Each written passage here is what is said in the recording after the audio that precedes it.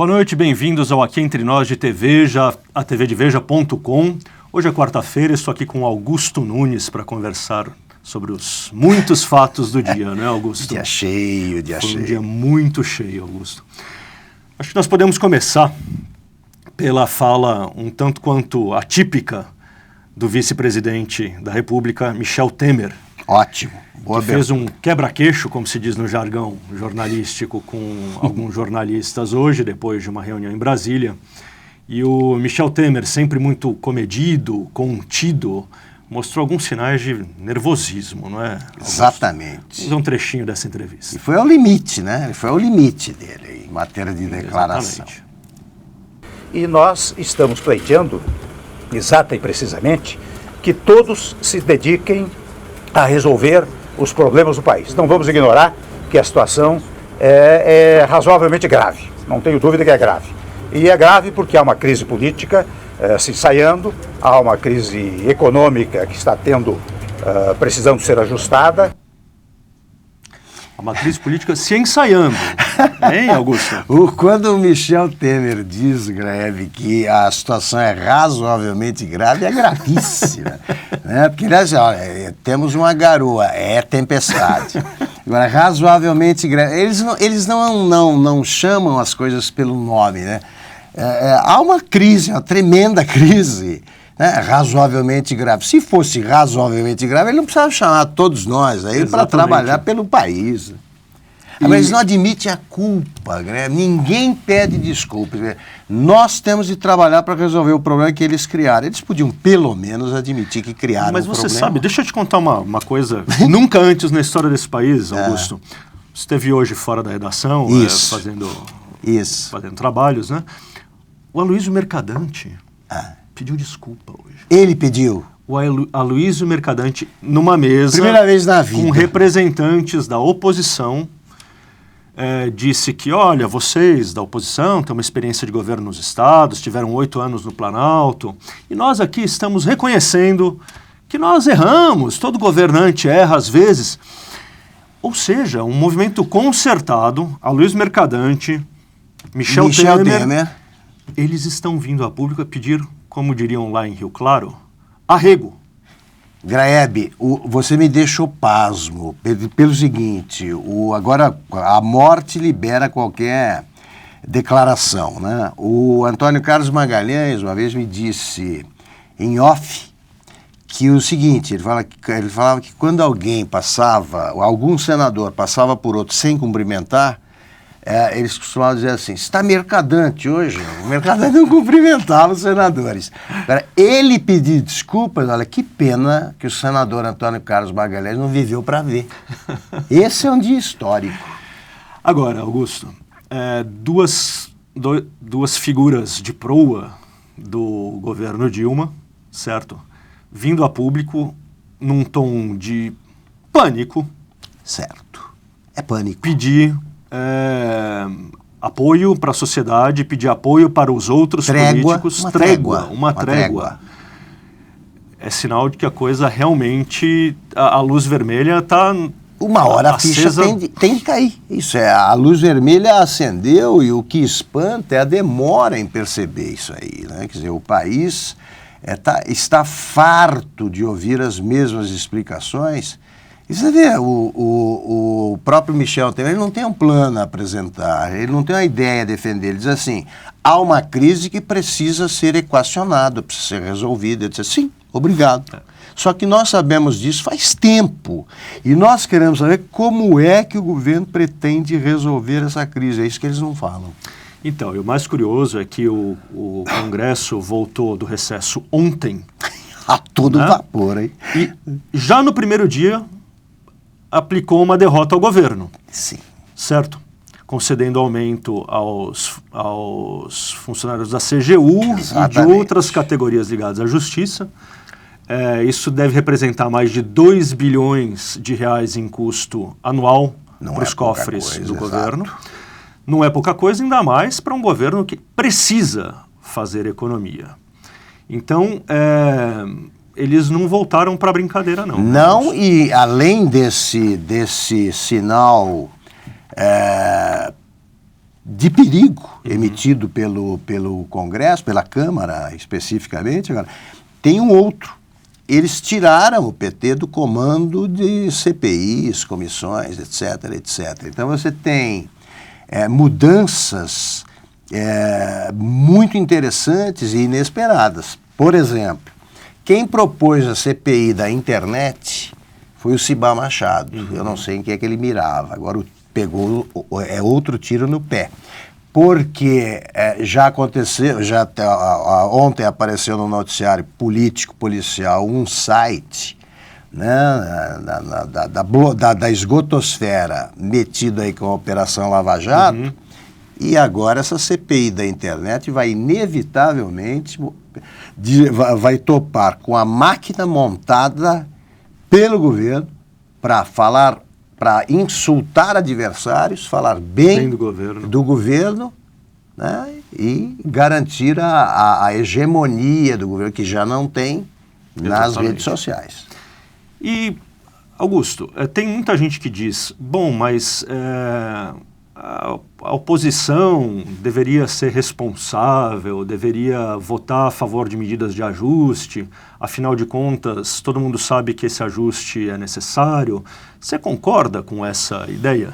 Eu não concordo pelo seguinte, a oposição se opõe.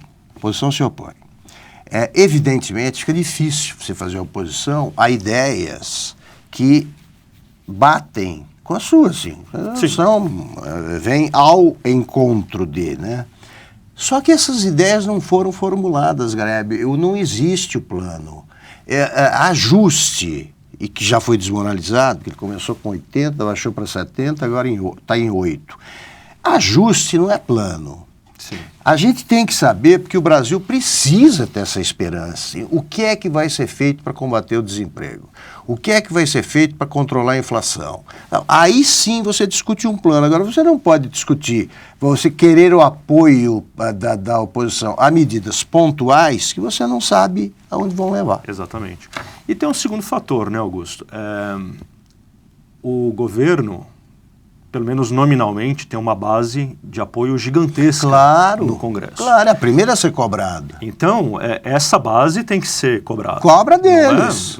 Não se pode pôr na conta da oposição o déficit de articulação política de um governo que começou com uma base gigantesca. Você disse tudo, aliás, bem lembrado, eu me esqueci disso aí, você está lembrando oportunamente.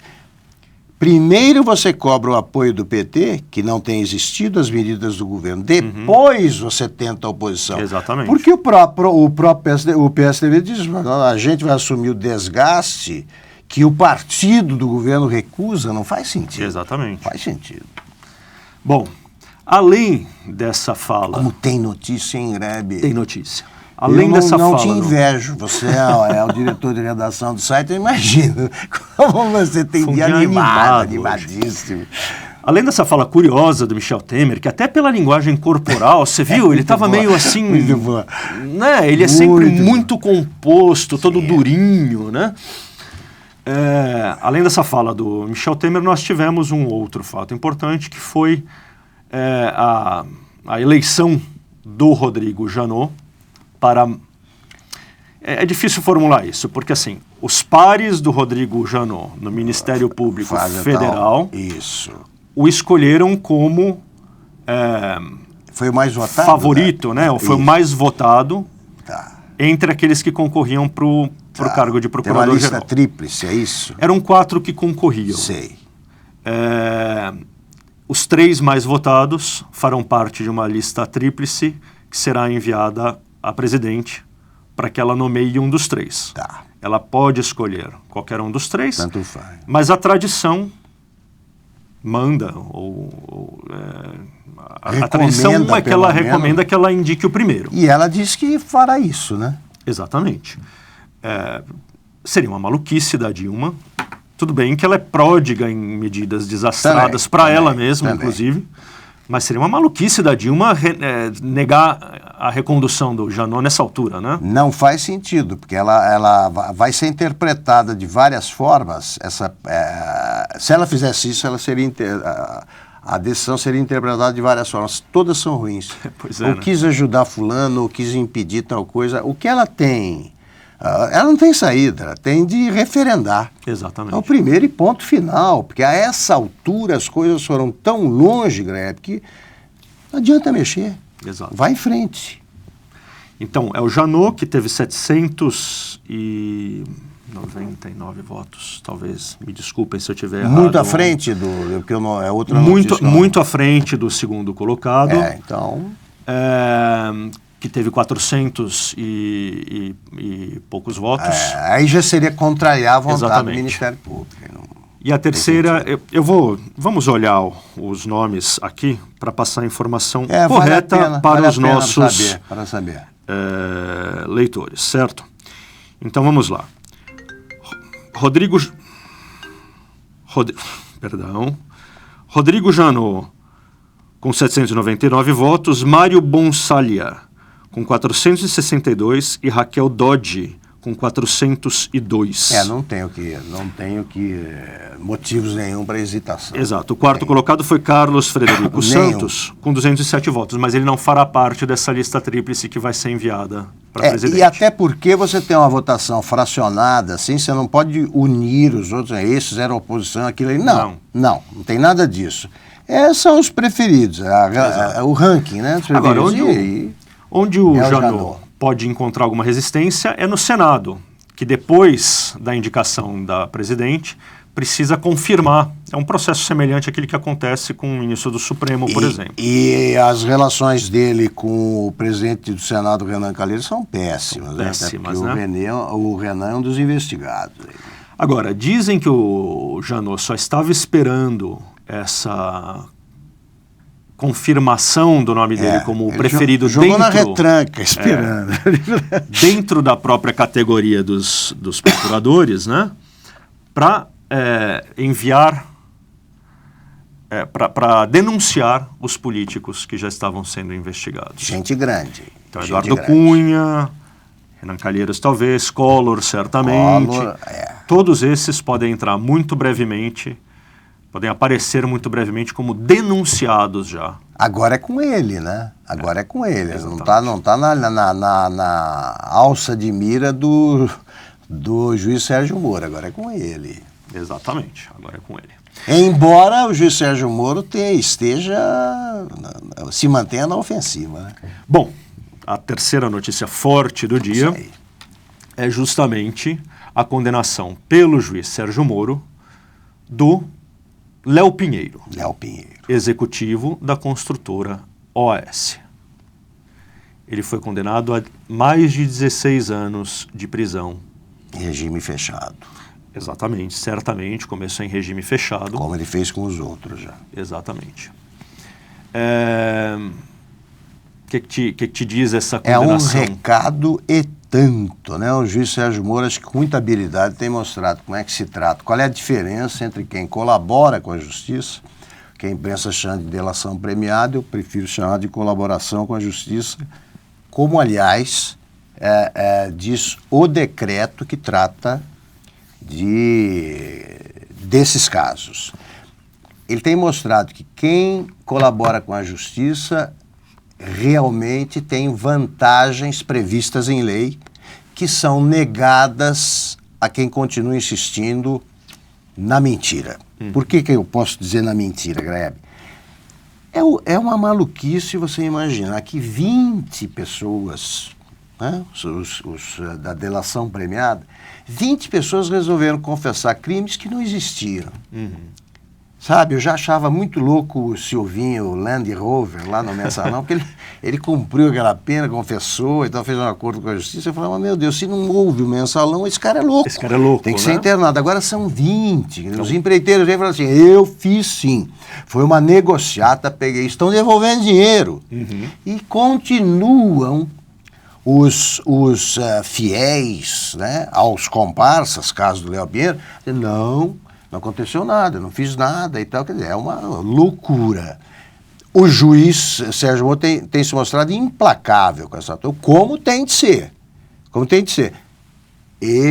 o Léo Pinheiro, não sei que tipo de garantias ele recebeu dos amigos, mas eu acho que está percebendo aí que a coisa é feia.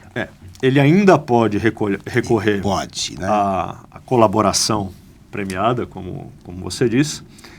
Ele ainda pode ter alguns benefícios advindo disso, ele pode diminuir o tempo da pena dele. Desta pena aqui. Exato.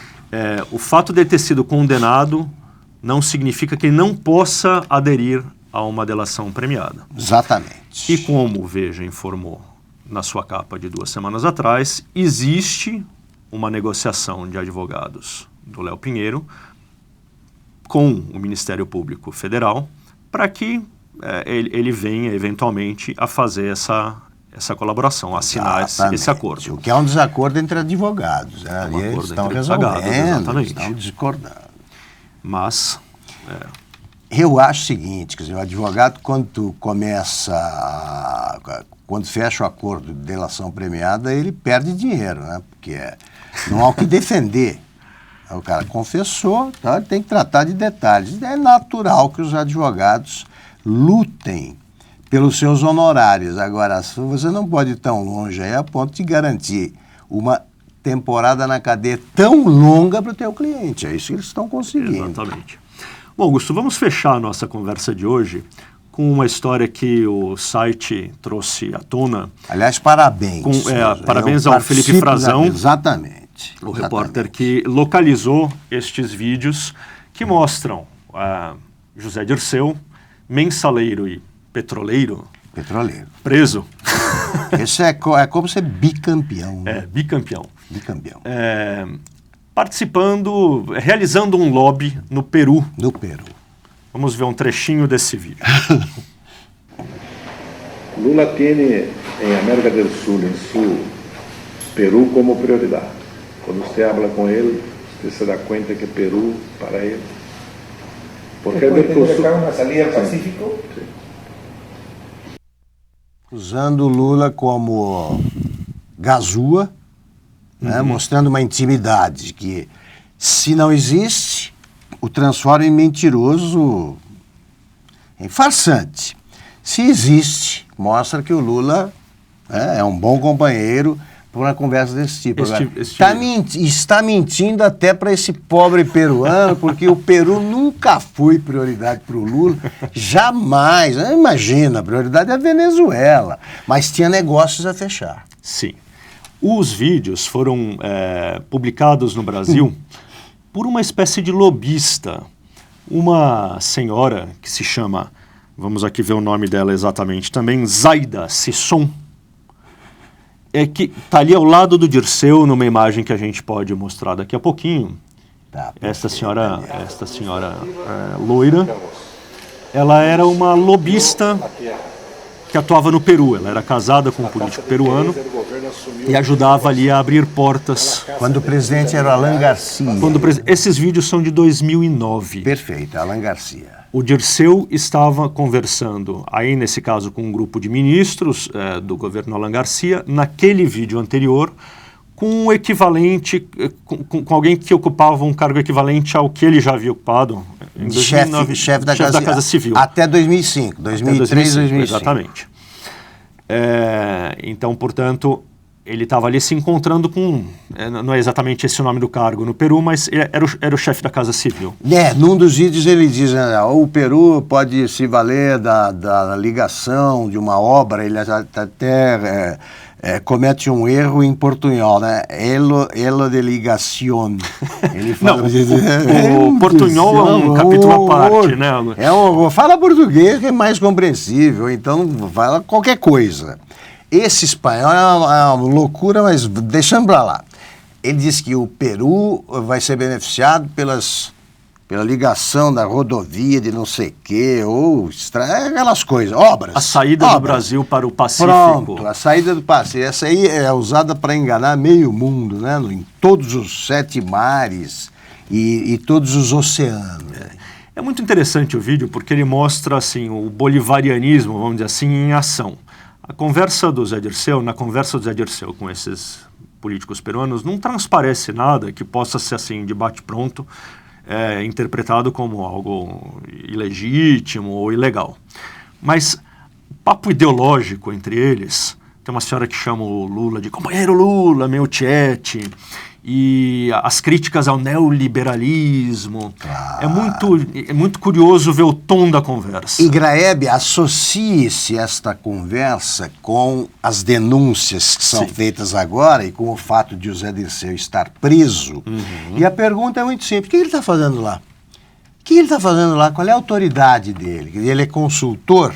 Sim, mas aí é um consultor que invoca a importância do Lula, que fala, discorre sobre política externa brasileira, diz que o Lula precisa andar mais pelo país, etc. Quer dizer, não tem nada a ver. Se você vai para propor um projeto a qualquer governo, apresente o projeto, se ele for bom, será aprovado. Ponto final. E é importante dizer que a Zaida, ela foi apontada pelo delator Milton Pascovitch como receptora de propina. Claro. De dinheiro desviado. Tudo se liga, né? Tudo se liga. Muito bem, Augusto. Algo mais a dizer tá sobre bom, este dia cheio? Acho que tá bom, tá bom, gostei muito. Olha, agradeço a vocês pela sua audiência. Até o próximo Aqui Entre Nós. E assista ao restante da nossa programação, porque aqui em TV já a programação não para.